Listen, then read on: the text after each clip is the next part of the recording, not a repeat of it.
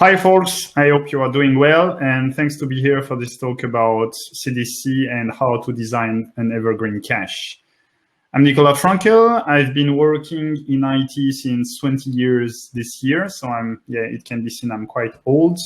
I've held a lot of technical roles, like developer or team lead or architect, solution architect, whatever. This was mainly consulting roles, so I went to different kind of customers and try to help them solve their issues. Since 2 years, I stopped that, and now I'm a developer advocate. I'm quite interested in this change data capture and data streaming stuff. The term is new, the concern and the problem it solves are not. Hazelcast, I work for a company called Hazelcast, and we have two products. The first one is an in-memory data grid, and you can think about an in-memory data grid as distributed data structures. So instead of having your hash map in your JVM, then you have like bits and pieces of the same map on different nodes in the cluster. And you can have sharding, you can have replication, you can also do some computing on the nodes. And our second product is Hazelcast Jet, and I will talk a bit about Jet later, so I won't go further now. Our agenda today is, first we'll talk a bit about caching to understand some that might seem stupid cache, but I believe there are some like hidden traps. Then we will have a look at what can we do to keep the cache in sync. Then I will talk about CDC, obviously, and then Debezium, which is in the Java world, the current reference CDC implementation. I will talk a bit about how Jet leverages Debezium. And finally, I will try to impress you with a demo. So first, caching. You might have performance hits, especially now if you are doing microservices architecture. So the first reflects, hey, I have slow performance, like I have my e-commerce shop and everything is built on microservices. So when for example, I want to cache the prices. So I have one pricing microservice and I have the checkout microservice. And when I ask for the price, it might take some time to get the correct pricing. And if I do that every time, of course, it impairs my performances for no real good reason. So what I will do is that the checkout service will cache the pricing, the results from the pricing services. And so I've got the data like right now when I did it, and I don't need to go to the pricing service every time. This is the usual problem. This is the usual solution. What you must be very aware of is now we've got stale data. So the data is closer to you, like it's very local, but you are not sure that the data is up to date with the source of truth, which is the pricing microservice. If we look at the simple end application, we consider a system that consists of an app, a database, and a cache in front. You don't have this issue if the application is the only component that writes to the database. So you can do write aside, or you can do write through, or that's not an issue. The important stuff is the source of truth is not updated by anything else than the app. And now you are sure that your cache is always in sync, and that's the best of the situation you can get. Unfortunately, this is not what happens. In general, you have something that writes to the database. And it can be anything. It can be a bad job. It can be a web service that reads from another source of truth that puts that in the data. It can be anything. A very usual example is you have your database and you have reference tables. And every now and then, there is a bad job that refresh this reference table. So it updates some entities, it removes some entities, it adds some entities, whatever. And now the problem is your application only reads from the cache, and the cache is not in sync with the database. So basically, that's the problem I first mentioned. You have stale data. It might be an issue, it might not be an issue. but you must be aware of that. And then if it's an issue, then the first question is, how do we keep the cache in sync with the database? It can be a database, it can be like a web service, it can be anything. In my talk, I will focus on the database because it's the easiest one. And so you might have heard these quotes that there are two hard things in computer science, like naming things, cache invalidation, and off-by-one errors. Of course, it's supposed to be a joke because there are 3 items, but wait, there is one off-by-one error in that quote. And cache invalidation has a very specific meaning. So let's see just like some semantics about cache. There is something called cache eviction. And cache eviction and cache invalidation are 2 separate concepts. The first thing to understand is that like professional caching solution, they are bounded. I know that most of us, including me, at some point in our developer life, we implemented our own cache through a hash map. And that was very fun. That did the job. But the problem is if you use a hash map by yourself, the map will grow and grow and it's unbounded. And that's an issue because when the cache takes all the memory, then your application is basically starving, and that you don't want that. So what you do in general is you use a professional cache because you don't want to implement that yourself. It's not trivial. And all professional cache products, whether they're open source or commercial, they have a limit. So you can set the limit. Of course, you can say, oh, it's still unbounded, but in general, you can configure a limit. And this limit, when this limit is reached, when your map or your cache is full and a new entry comes in, you need to determine which entry that your cache caches to remove. And that is cache eviction. There are multiple strategies. In general, you can configure it. You can have least recently used. You can have least frequently used. You can have priorities on each entry, whatever. So which one will I evict? Cache invalidation, which I mentioned in the previous slide, is different. Cache invalidation is when you put an item into the cache, how long will it stay here? Again, if you implement a basic hash map, well, you put it, it will stay forever. But if it stays there forever, the data will be stale forever. And so in professional caching solution, there is this time to live concept that, yeah, you put this item into the cache and it lives for 5 seconds, 5 minutes, 5 hours, whatever. This is cache invalidation. And the real issue with cache invalidation is what is the correct time to live? Like imagine that you know that there is a frequency in which the source of truth will be updated.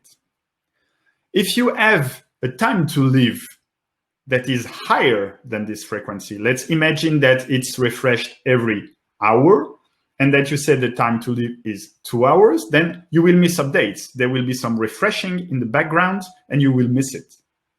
On the opposite side, if you have a TTL that is like smaller than this refresh frequency, so imagine you want to have a TTL of 30 minutes and you refresh every hour, then you will waste resources like getting and caching the same data. That's not what you want. So you want to have the exact frequency. And this is not easy, but at least it's possible if you have a frequency. But if it's random or if you don't know the frequency or if the frequency can change, then it's very hard to choose the correct TTL. So cache invalidation in that case is very hard because it will be a trade-off between like missing meaningful updates or wasting resources fetching the same data. You can think about a process that instead of like having TTL, you do polling. But again, if you do a poll, that means that you have the same issue regarding the frequency. What would be the correct polling frequency? So we need to be event-driven in all cases. We need to be event-driven. That's, if you remember one thing about this talk, it's that event-driven is the way to go. If you are event-driven, nothing happens, then you don't update the cache. And if a write happens, as soon as you are aware of it, then you update the cache accordingly. Seems simple enough. So how do we implement event-driven? I was talking about databases. If you have a bit of experience, then probably you associate event-driven and databases, and you think about triggers. That's a good idea, actually. However, first, not all database management systems they implement triggers. And the second issue, which is much, much bigger, is how do we call an external process from inside the trigger? Triggers are very good if you want to manage data inside of the database. But here, what we want to do is we want to have a trigger that launches a process that refreshes the cache. And the cache is not inside the database. I checked a bit and I took a sample, and this sample is about MySQL. And it's not trivial. In order to do that, you must write your functions, so your update caching function in C++.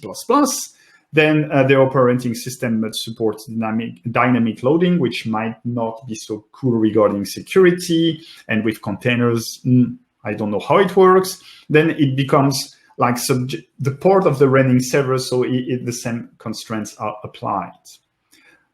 Okay, let's say that you are still willing to go this way. You don't have C++ skills. I don't have.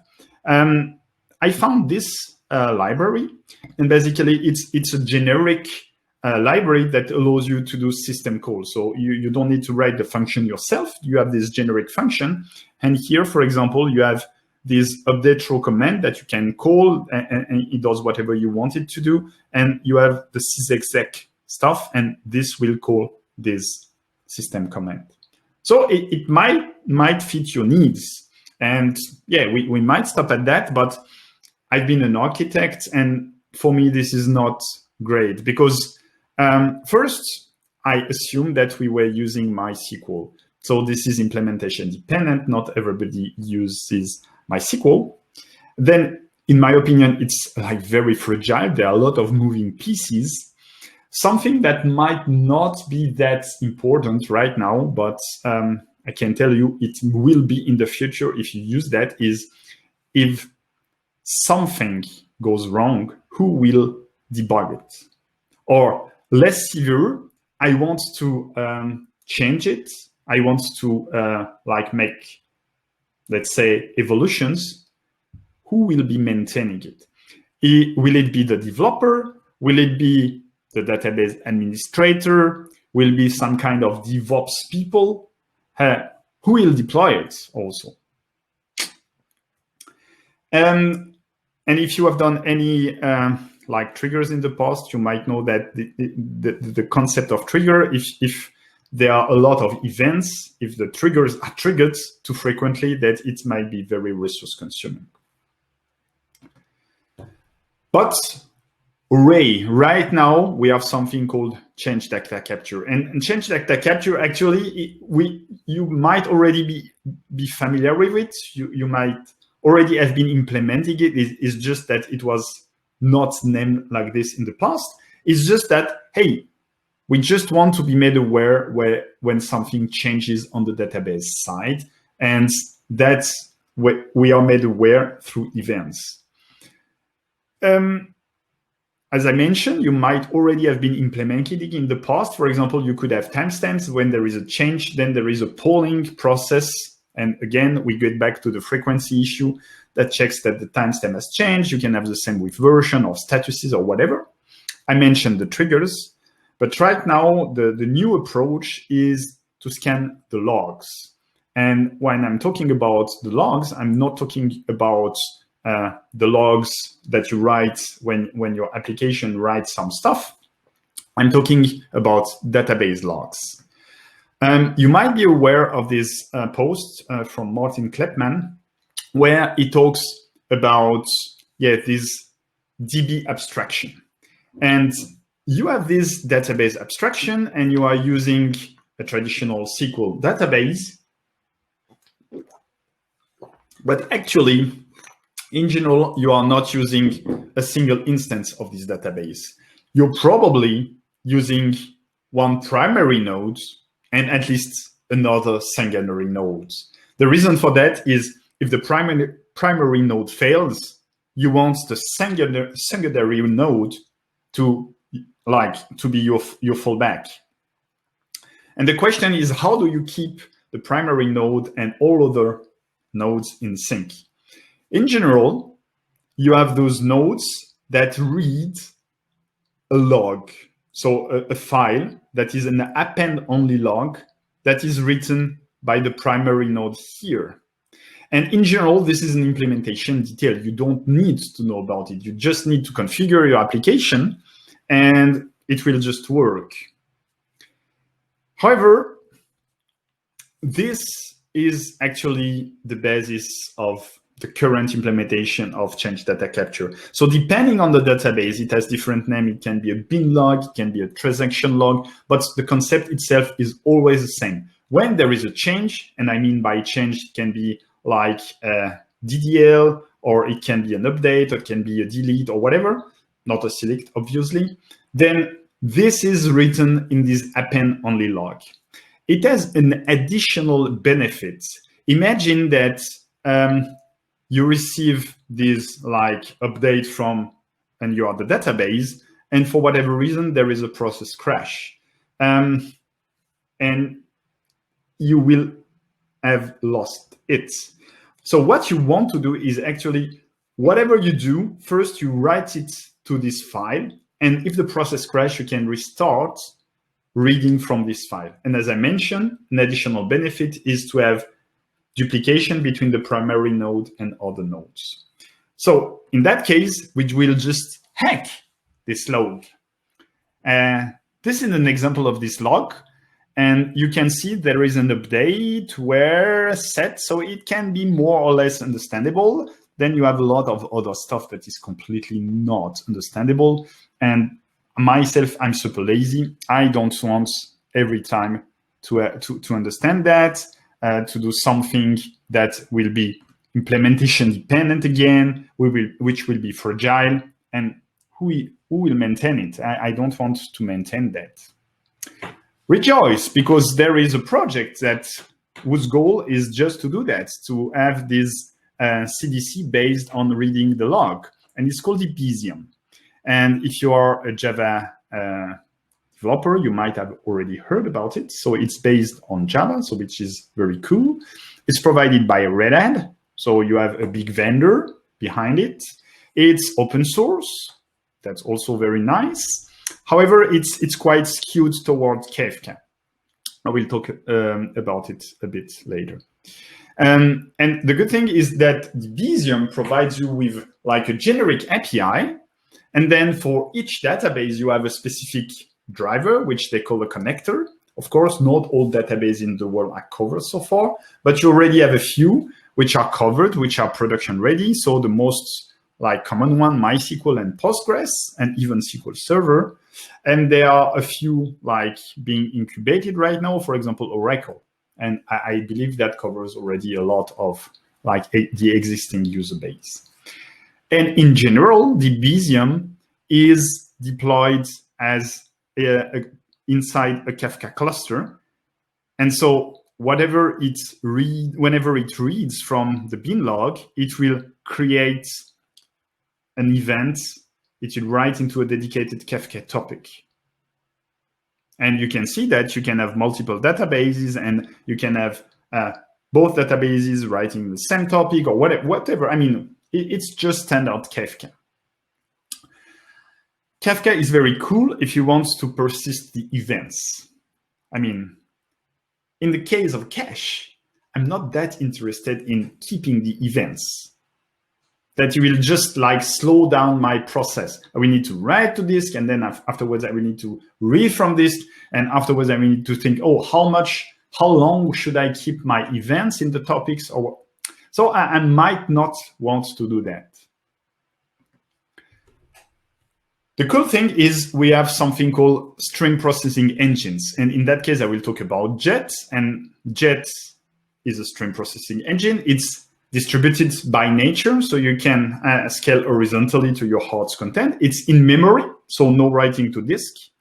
It's also Apache v2 license. And of course, if you want the full package, we have an enterprise offering, but everything that I will show you is completely open source. And Jet basically is reads from somewhere and writes somewhere. And in the meanwhile, it can do transformation, combination, enrichment, filtering, whatever. By default, we have a couple of connectors. So on the left and a couple of connectors on the right. And there is a nice animation, and I need to show it to you because it looks super cool. And for example, you have this read from change events. This is exactly what I will show you, but you can also read from the file system if you want or whatever. And you can write to an IMDG. And IMDG is the cache that I will be using. Jet offers two deployment modes. The first one is when you start, when you want to play with it, you embed your Jet nodes inside your application. So it's just a jar that you bring in through Maven or Gradle or even Ant if you want. And then you start the nodes with jet.new Jet instance. And then depending on how you configure it, by default, it will broadcast over the network. It will find other nodes and they will form a cluster. That is very cool. That is very easy. And again, for development purposes, that's exactly what you want. Now, in general, you have different concerns regarding the usage of memory from the Jet point of view and from the application point of view. And because they share the same JVM, that might not be what you want. So in general, what you want to do is to decouple your Jet concerns, your Jet cluster from your application. And then you have this client API mode. The additional benefit is then you don't need to be a Java application. So you can have a Jet cluster, and we have several clients. We have clients for Node.js, we have clients for Python, from Go, from C#, from C++. And then it's the same. You just declare your Jet instance as connecting as a Jet client to somewhere else. You can pass any config you want or whatever. So those are the two different deployment models. I mentioned the fact that you need to declare a pipeline, and the pipeline is just that. It's just you will be declaring. It's declarative code, just like as in Java 8 Lambda, that tells where you will be reading from, where you will be writing to, and what steps you want to do inside. And then the client, it submits this pipeline to a running instance of Jet. And it's the cluster's job to distribute this pipeline over the network, and then it becomes a job. Now back to our use case. We were having this application, we were having this database, and the cache was not in sync. So now we have everything to manage to have always the cache that is in sync, because we will deploy a new Jet cluster. In my case, there will be a single node because it's a demo. And this Jet node will read from the bin log. Every time there is a change, it will push the change to the cache so that the application will actually be keeping its way of doing that, but it can be sure that the data inside the cache is never stale. Let's have a demo.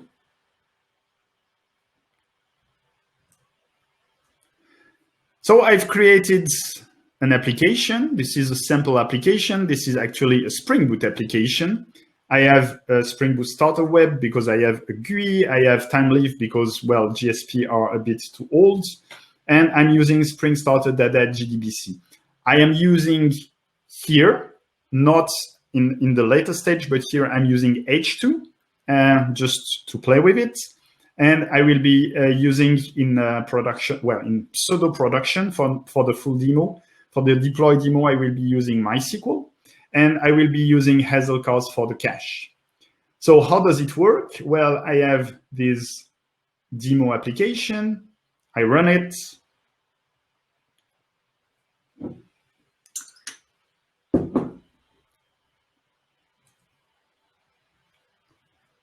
And this is it. So imagine here, I will like update it. I will say Johnny, and it reads from the cache. And here Jenny, and it reads from the cache. So let's have a bit of, let's look at the code.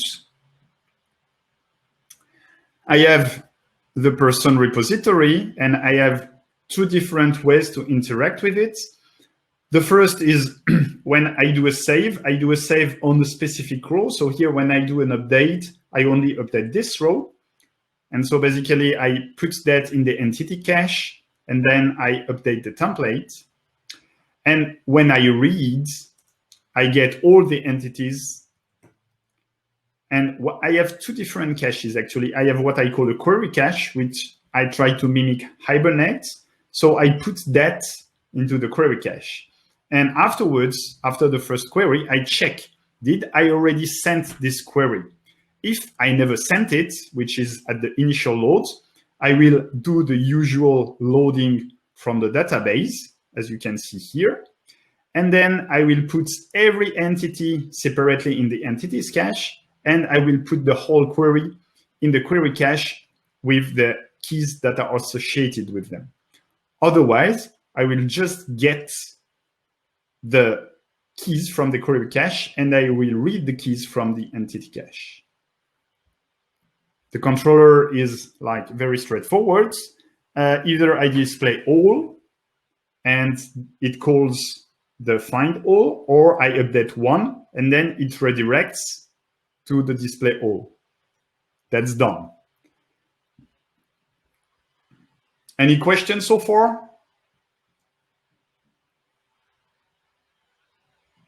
No question. Great. So what I will be doing is I will be doing a Docker Compose up, and while it starts, I will show you the Docker Compose. So I've Dockerized this application. I call it Evergreen Cache. Now I'm actually deploying it to MySQL. So I have having these hosts.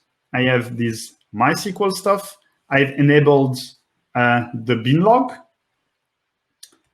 and I have this pipeline. This pipeline is actually, I need to shut it down to show you when it doesn't work. So here I will say Docker Compose stop pipeline.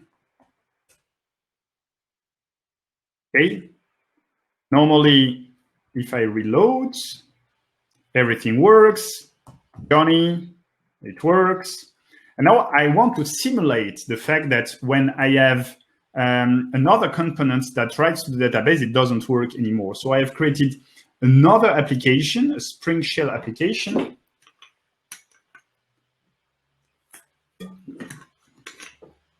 And here I have two commands. I have the lists and I have the updates. So lists, I check that I have Johnny, which I just updated. And now I have update. So I will update the first row, or to the second, but let's say the first, to Robert. So now I'm directly changing the database state. Let's just check that it's true. Yes, now it's Robert. I read from the database. But my application still reads from the cache. And so my cache is not in sync. Now I have this pipeline, and I need to start it. And the good thing is it might take a bit of time. So let's check here. Well, the good thing is that the pipeline will start, and the offset will start from 0. So the fact that I changed Johnny to Robert is in the big log, but Jet knows that it didn't emit the event. So it will start from this event. So if you start the pipeline after changes, it will still work. And I believe that it's very, very cool. And now let's get back here. I hope now it's refreshed. Yes, now it's refreshed. And now every time I do changes, every time I do changes here, so I will update to be Jenny or Janice. Of course, it works even better here. And now I have a fully synchronized cache every time. And I believe that's really, really cool. So just a little recap. In this talk, I told you about the caching trade-off, that yes, you can have data faster, but there is a risk it's not in sync, it's stale data. If you want to keep the source of truth and the cache, which can be seen as derived data, then you need to have something that is event-based. And finally, I demoed how you can implement change data capture through Hazelcast Jet and Elysium. So thanks for your attention. You can read my blog. I publish weekly blog posts on Sunday evening. You can follow me on Twitter. If you want to know more about Jet and CDC, we have a tutorial, so you can follow the steps. And if you just want to dive into what I've shown you and check that I didn't tell you any lie, then it's on GitHub, and I will be happy if you check it and play with it and leave me comments.